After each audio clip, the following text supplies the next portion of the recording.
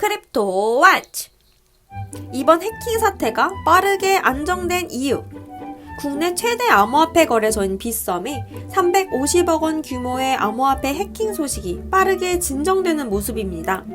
앞서 지난 2014년 마운트 콕스 해킹 당시 마이너스 50% 가까이 하락했고, 올해 초 코인체크의 해킹 사태 때도 마이너스 20% 넘게 급락한 바 있습니다. 이에 비해 이번 빗썸 해킹 사태로 인해 장중 낙폭 마이너스 8%에서 소폭 반등한 점을 생각해보면 생각보다 잘 버텼다고 할 수 있겠죠?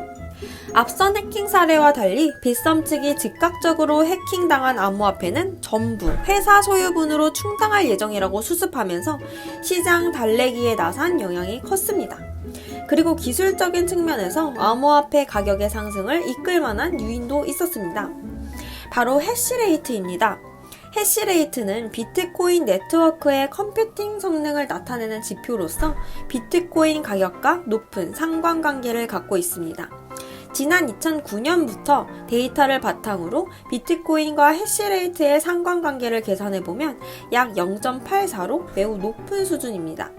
상관관계가 이처럼 높다는 것은 해시레이트의 방향이 비트코인 가격에 매우 중요하다는 것을 의미합니다. 이 해시레이트가 최근 반등하며 완만하게 상승하고 있습니다.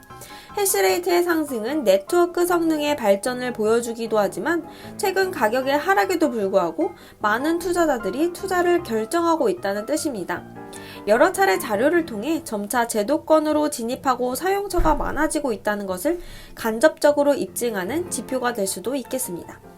이런 가운데 어제 나온 골드만삭스의 비트코인 파생 상품 연구에 대한 소식은 반갑습니다. 골드만삭스는 암호화폐 투자에 가장 적극적으로 나서고 있는 글로벌 투자은행 중 하나인데요. 서클에 투자한 등 미국 월가의 투자은행 중 처음으로 관련 사업에 뛰어들었고 사업부도 준비하고 있습니다.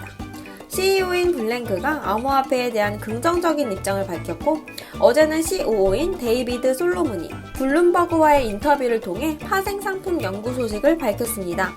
그는 골드만삭스가 이미 파생 선물에 대한 고객 지원을 받고 있으며 다른 파생 상품 취급에도 긍정적인 입장이라는 점을 강조했습니다. 악재에도 불구하고 시장은 성장하고 있습니다. 이제는 시장이 건전하게 발전할 수 있도록 투자자 보호에 대한 움직임을 강화해야 할 때입니다.